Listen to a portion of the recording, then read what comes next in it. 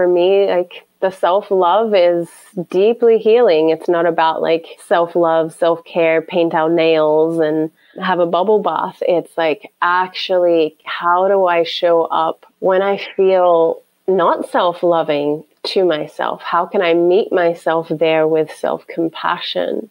How can I even bring in a smile of gratitude and honoring and valuing myself, even when there's a part of me that doesn't think I'm worthy of that? That is powerful. That is self-love. Hey everybody, it's Christine Marie Mason. Welcome back to the Rose Woman Pod. We usually talk about taboos and liberation and freedom, but we're on a series of reverence related to the release of our new book. I have this amazing woman, Lillian Love, who actually looks and moves like her name, Love. And we're going to talk about a section she contributed called Rituals of Adoration.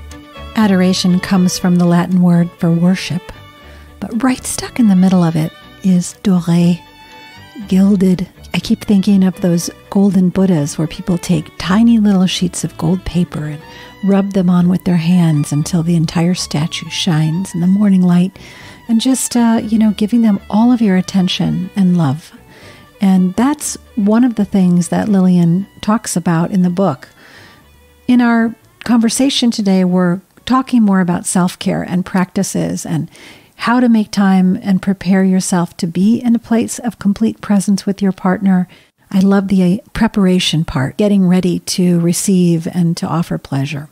I want to take a minute before we get into the full dialogue with Lillian and just talk about the vitality of moving from grievance and complaint in any relationship to visioning and upliftment.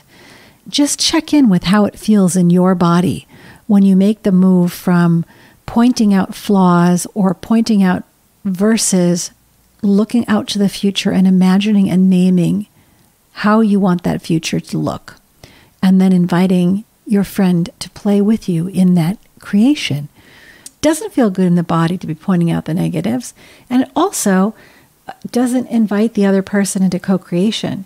But if you can go to them and say, oh my gosh, I really want to create a life where we are in a spirit of play all the time and exploring this and that together. And I have a friend who calls that mood, woof, woof, want to play?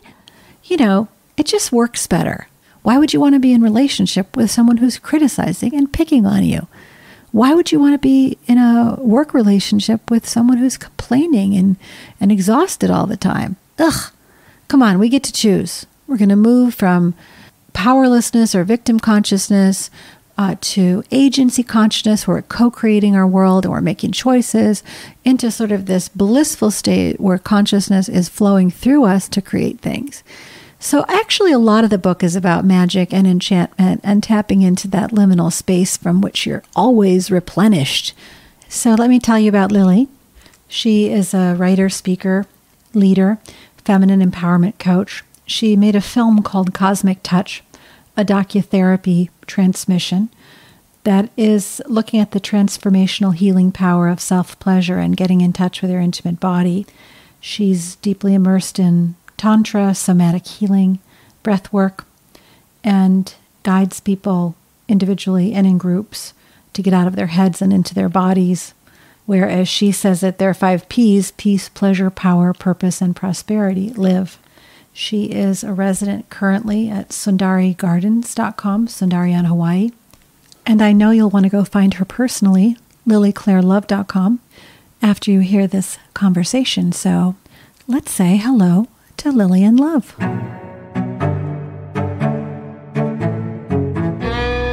When I was writing the Reverence book, I had the most amazing experience of raising my eyes to the horizon, and everywhere I looked were amazing beings who had something to say about ritual and reverence.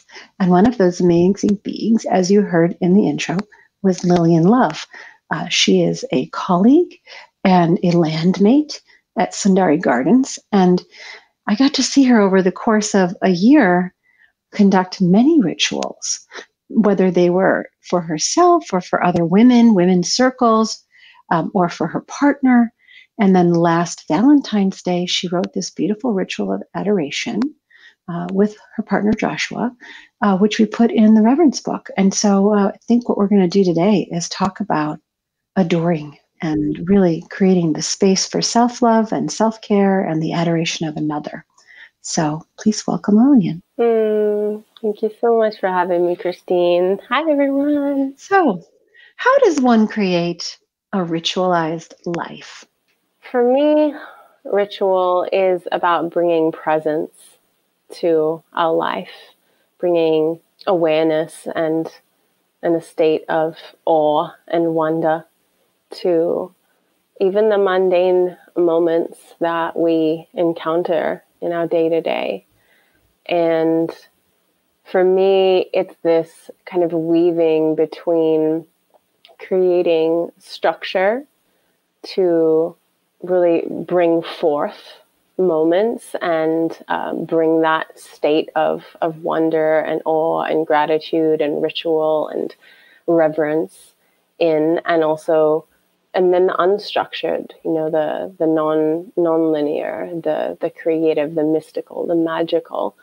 And so one of those really simple ways is to have a practice, a daily practice that we come into presence with ourselves, with our body, with what is here, what am I feeling right here, right now? What are the sensations in my body? What are the emotions that are swirling maybe in my heart and my belly? And to breathe that in, just the act of that, breathing in what I'm noticing myself feel in this moment and becoming more present to that, is an act of ritual to me. So that's a very easy one to do even now, like to take a ceremonial breath. So if everybody just wants to do that, like just pause and put your hand on your heart and one on the belly and just take a really big inhale and take what's usually autonomic and make it conscious. How does the air feel as it comes through your nostrils and drops back into your sinuses and down into your lungs? And can you feel that oxygen transit to the bloodstream? And can you feel your own body? Yeah, there we just did a little ritual right there. I love what you were saying about the structure to bring things forth and then the unstructured sort of state or way of being. People, the idea that structure invites magic is a new one. I think that's a beautiful idea. That is what ritual is about, right? You're creating structure. It's almost like you're building a house and you're putting what is not magic outside the doors. Mm-hmm. Say a little bit more about that. Like, how does structure work? Yeah, to me, on my journey, I've actually found that structure creates freedom. We maybe logically think of the opposite, doing the opposite, but it gives this way in which we have created a container. So the container of, a pot that we plant seeds into so that flower can blossom, that creates a structure, a safe space for it to bloom. Our bodies are a container that contain our thoughts, our feelings, our emotions, our desires, our unconscious hidden kind of programming, that when we tune into this container of our body and the structure that is us, then we can actually more deeply connect with these different aspects of us. And we can do that in our own lives with ourselves and in our relationships. So, for instance, even creating a structure of a morning practice where you are, again, dropping into your breath, getting into movement, getting deeper into the somatic kind of subtle awareness of the body. And then there's a way that I love to create kind of these containers for ritual to allow emotion to move or to allow something to be expressed, whether that is creative or emotional for myself or in my partnership. So when you say you do a morning practice, I just wanted to share with people I've taken Lily's morning yoga classes, for example, and her practice isn't a traditional practice where you're just doing down dog. There's a lot of breathing and undulating and expressing of emotion. So even a morning sit, morning breathe, we say like meditation is just sitting down and having a good breathe. But then doing some sort of structured movement practice to benefit yourself and to release is part of what you're talking about as a container. Just doing it systematically. When you're on your own, I wonder, like, do you do the same kind of practices you do in class? Oh, yeah. Yeah? All of these practices have been, and I don't say this lightly, at one point saved my life, where I felt very, very disconnected from myself, very low self-esteem, had anxiety at high levels running me, was having panic attacks, depression, suicidal thoughts at some points, and really lost and unhappy. So as I turned inward and made this decision to heal and to address the past kind of pains and unresolved traumas and unresolved grief that was living inside of me and kind of wreaking havoc in an unconscious way, then I found all of these different tools and tantra training and yoga and meditation and plant medicines and the list goes on. And I was desperate at that point in my life, and so I just took everything that I found and applied it and became kind of my own scientist. Like I was the guinea pig and the scientist. That's great advice to anyone, like to experiment on themselves. I love wisdom teachings, and we also have to acknowledge that a lot of the wisdom teachings were passed down for a male body. And so you can take that and then adapt it and see what actually resonates in your own core. So you've taken and made sort of a combination of traditional systems. And what is a normal practice for you? Well, as you know, that sensual Shakti yoga practice is one of the practices I teach here at Sundari, and is my favorite as just like a kind of a basic foundational practice that incorporates movement, incorporates breath, incorporates structure. There is linear movement, consistency, and there's also this free flow Shakti, which is this creative kind of life force energy that we understand in different traditions like Tantra and Taoism and Sufism, that it works in kind of spiral motions, like our DNA is going in spirals, the planets are moving in spirals, everything, our cells, everything is vibrating in spirals. And so it incorporates a lot of this kind of spiral movement that gets us really out of our linear brain and into that mystical, creative, open brain and channel.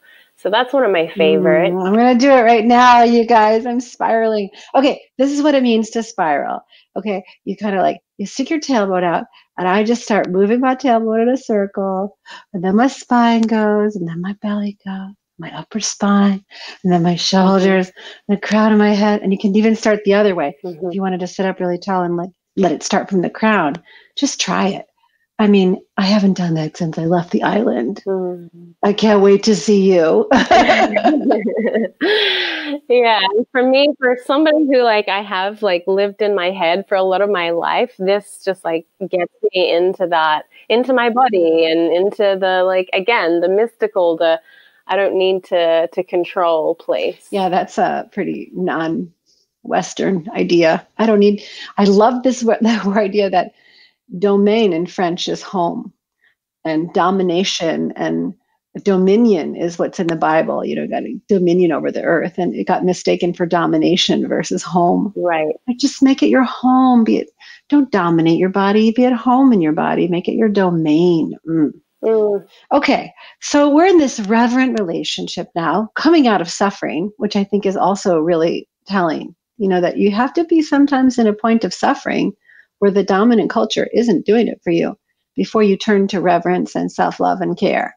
So you're coming out of suffering, you learn a daily practice of or develop and investigate a daily practice of breathing and moving and expressing and feeling. That's the daily practice. Do you do things monthly or weekly or quarterly, or things that sort of punctuate or accelerate your daily practices? Yeah, I guess I used to have a lot of these practices more when it was earlier on in my kind of journey, and I really like needed to use these things all the time and have a lot more structure around it. Now it is a little bit more fluid, and I guess I would say that I have there are certain practices that I will make sure that I have revisited maybe at least once a month, some things like once a week or once every quarter. One of those practices that I kind of come back to as at least a monthly ritual now is some kind of like self-adoration practice. And I mean, there's a million different ways that this can look, as simple as spending like 15 minutes feather light touching my skin, caressing my skin all the way down to my toes and in my hair, and reaching around to the back of my heart like I'm giving myself a hug, and caressing my belly and all of the places of my body that I maybe like forget about or I judge in some way.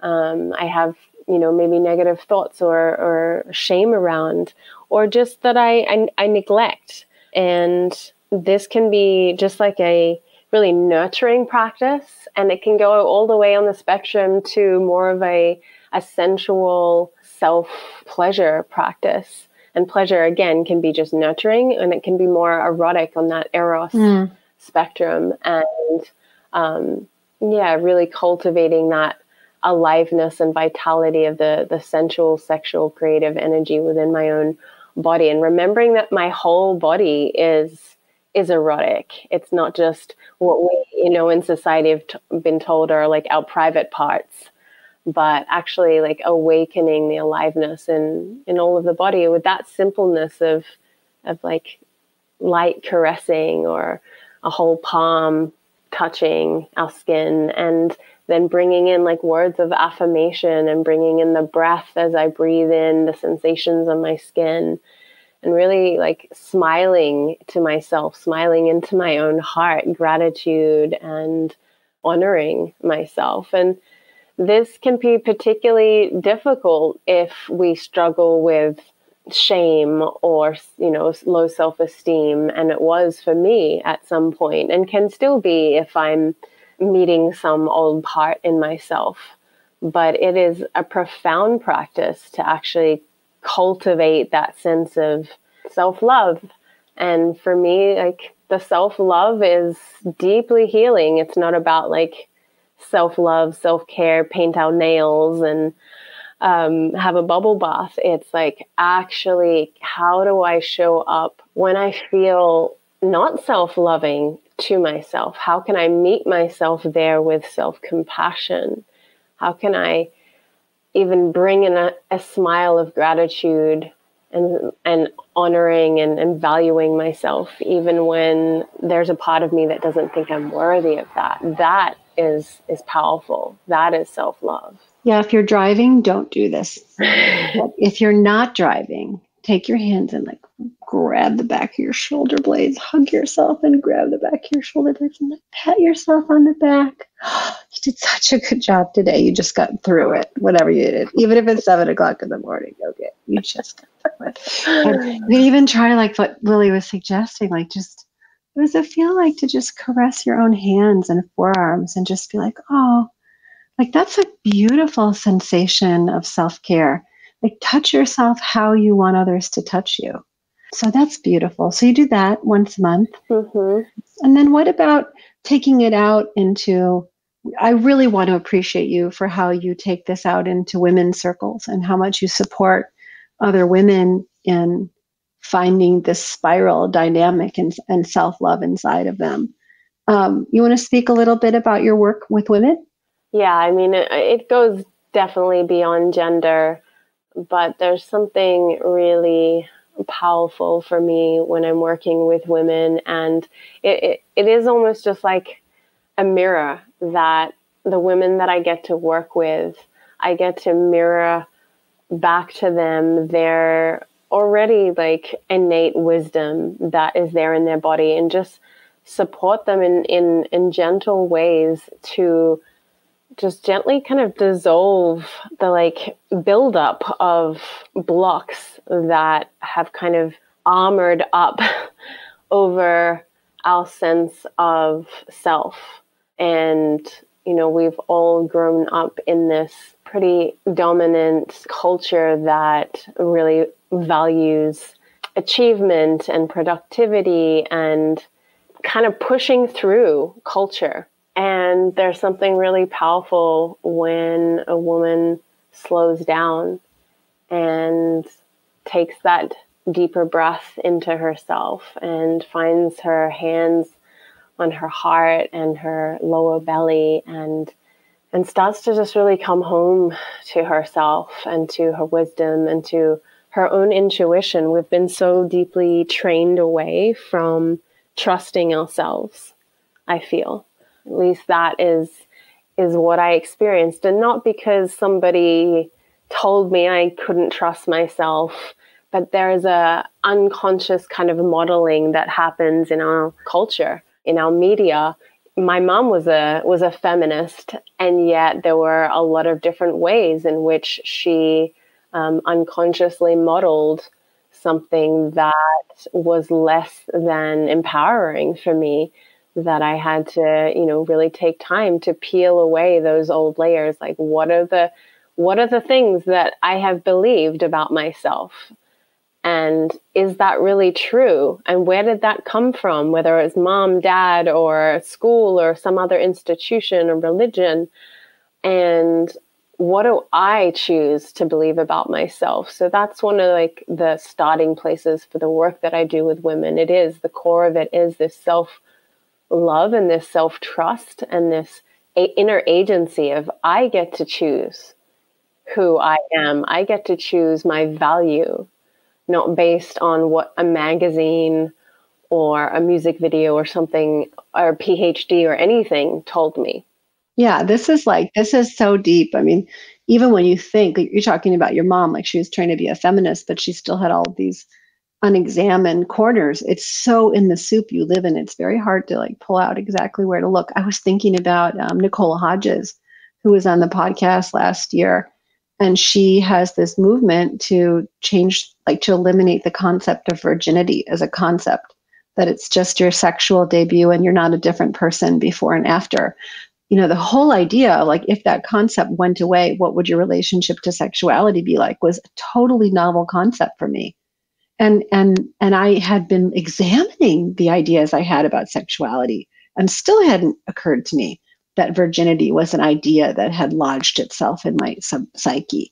So yeah, you're right. It takes a lot of parsing and often guidance and participation with other women to kind of hear what everyone else is thinking too, and like really suss it out. Yeah. And in that, like, I love doing one-on-one work with women, but there's a even kind of more powerful multiplying effect when we come in groups of women and we hear each other's stories and we reveal these kind of things that we think we're dealing with alone, and we get to see each other in each other's reflection.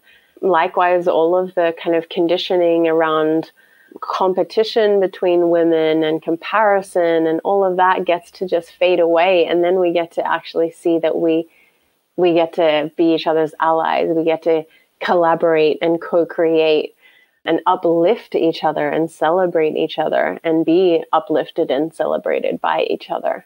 If you want to work with Lily, I'll put this in the show notes, but she's got tons of programs and, you know, that you can do individually or come to one of the groups and retreats and things like that. But now let's move into this reverence in relationship and talk a little bit about the relationship container. One of the things that I had heard of hand fasting, of course, where people get married for a year in the pagan traditions, but I'd never really met any couple who sort of on the month-to-month basis would say, are we in it for another month? So I just wonder if you might speak a little bit to this renewing or staying fresh in the container of your own commitment and how that works. Yeah, my partner Joshua and I came up with this, what we call a ritual of recommitment. And for about a year, we were doing it month to month. So every month we would have this ritual. So we would create a container and share kind of intentions and gratitudes about the past month and our relationship. We would share things that we're mourning, things that we're kind of grieving about the past month or anything in our relationship. We would share any kind of what we call is withholds, something you're withholding from your partner. But now we've kind of turned that word around and we call it hold withs. Will you hold this with me? So we would share any kind of hold withs, share any desires that we have going forward. If there's any adjustment to any agreements in our relationship that we have, and then we would recommit. Now we're doing it every 3 months. Yeah, it's really powerful. Even though we both feel like we are in it for the long haul, we see having children together, we are buying land together, we're in it, but there's a way in which this ritual keeps us present. Again, it keeps us kind of refreshing, as you said. It keeps us coming back to that state of awe and gratitude and like not taking it for granted. Do you still want to do this thing with me? Yeah. Would you, if you had to choose again today, would you choose? Yeah. Yeah, people don't ask that question very often. Sometimes you hear about older couples, who have a recommitment ceremony or who get remarried to one another or something like that. But I don't know of anyone else who does it as a process. It's quite beautiful. Yeah, and there's a way in which, between the rituals, we might still create some containers where one of us needs to share attention and clear that, or a hold with, or share a desire. And we make a space for that. So we're not just kind of coming to each other and verbally like vomiting it on each other while the other person isn't ready for it. That's the beauty of containers, really, is like, okay, yes, I'm present, I'm here, I'm open to receive what you have to share, or you're open to hear me. So we might have still some of those throughout the time between our ritual of recommitment. But what that ritual of recommitment also does is it kind of makes sure, in a way, it has that consistency of like, okay, even if we're completely so busy that we don't have time to really come into full presence along the way to express some of the things that need to be expressed, we know that we have this marker that we get to really drop in a beautiful ceremonial kind of way together. Do you ever get worried, or think that you might just say no the next time around? They're like, Carrie's that anxiety for me. That's probably more about me. Early on, I did. I mean, I was more worried that he was, every time we approached it, that he was going to ask if we could open our relationship and be non-monogamous, which was my anxiety. But part of that for me was like really coming home to my own agency again, and reminding myself that I have choice and that I get to be a no. And yeah, if it looks like, we're going different ways, that there's a grieving process that is going to go through, but there's also a deep honoring in that. So that's one of the rituals. Thank you for sharing that. That's also very sweet. Before I move on. So you have this ritual about sort of recommitting monthly or quarterly, but you also wrote in the book about this really beautiful practice of intimacy, which wasn't about sex. Nothing wrong with sex, people. I'm just saying. It wasn't about the traditional intercourse situation. It was really about adoring each other. Yeah, there were quite a few in the manual, but in the book, there is a ritual of, we started with, I think, a ritual of adoring, like washing each other's feet. And then the other ritual we shared is a ritual of adoration, we call it, of either yoni gazing or vulva gazing, or lingam or cock gazing. And so even though this is including these, like, quote unquote sexual parts, it's actually like really just about it's so intimate, actually. That really doesn't feel sexual. It feels deeply vulnerable and intimate. And I would say, like, for probably a lot of people, is more intimate than just sex. Yeah, it's so powerful to allow yourself to be witnessed in this way, or to witness your partner in this way, and to just like really honor this part of them, to whisper loving affirmation to this part of them. And, we don't often get kind of connected with in this area of our body in a non-sexual way. And so this is a deeply like loving and nurturing ritual that is non-sexual and creates a lot of intimacy, a lot of vulnerability there. And vulnerability is a huge courageous act to create intimacy. That's a wonderful way to bring that part of the conversation to a close. Vulnerability is beautiful and required for intimacy. So if you want to read more of this particular ritual or any of the other things we have on partnered appreciations or self-care, self-love, please check out the Reverence book. It's just coming out November 15th of 2021. And I would love it if you would find some aspect of that moves you, and then tell me about it. So I would love to close, Lily, by asking you, what is reverence for you? And if you had one wish for the women of the world, with that in mind, what would it be? So first, what comes is just awe, appreciation, a sense of innocence comes. There's a way in which as I'm feeling into reverence right now, it feels like this like childlike innocence, but paired with this, you're at the end of your life and you're looking back, and all of the struggles and all of the heartache and all of the love and everything that you've moved through, you're just in awe. And there's this innocence in that too. It's like, there's this wisdom in the innocence, and really revering life, revering your journey, revering all of the loves that you've got to have in your lifetime, revering this earth.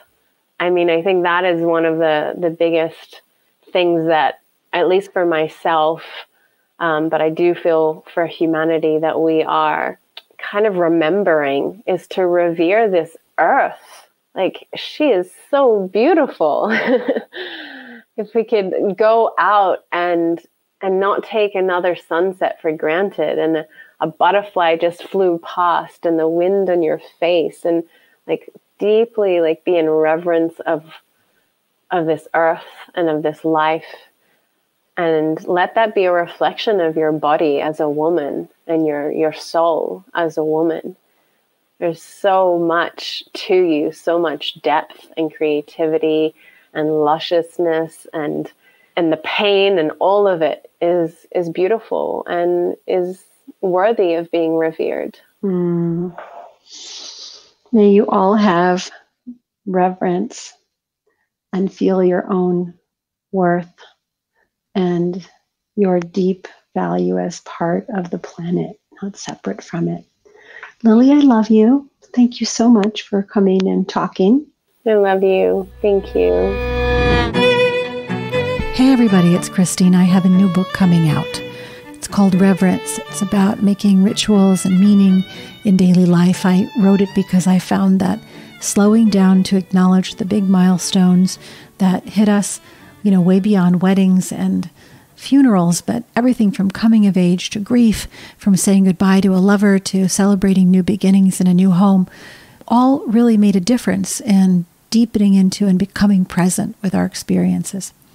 There's things in there about home altars, about creating transitory spaces so you can create a state change or invite a state change in people. Lots of pearls of wisdom from my accumulated teachings and trainings, but also from the contributors in the book. And it's beautiful. It's colorful, hardback, embossed spine, just very lovely, gorgeous original photography from Samantha. I remember setting up tourmaline mandala altars with her and photographing them in the spring light and just being so enchanted by her, actually. At the heart of reverence is a worldview that sees everything as alive and full of wonder and enchantment and love. And I hope that some of that rubs off. I think it would be a great gift.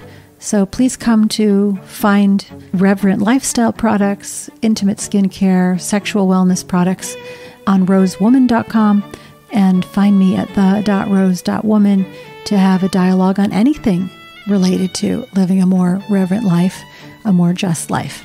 And finally, this Saturday, November 13th, is a big online community celebration for the Rose Woman community, where we're having great speakers on everything from mindfulness and sensuality to BDSM as a gateway to awakening, to music and poetry and song from some of our wonderful community members and friends.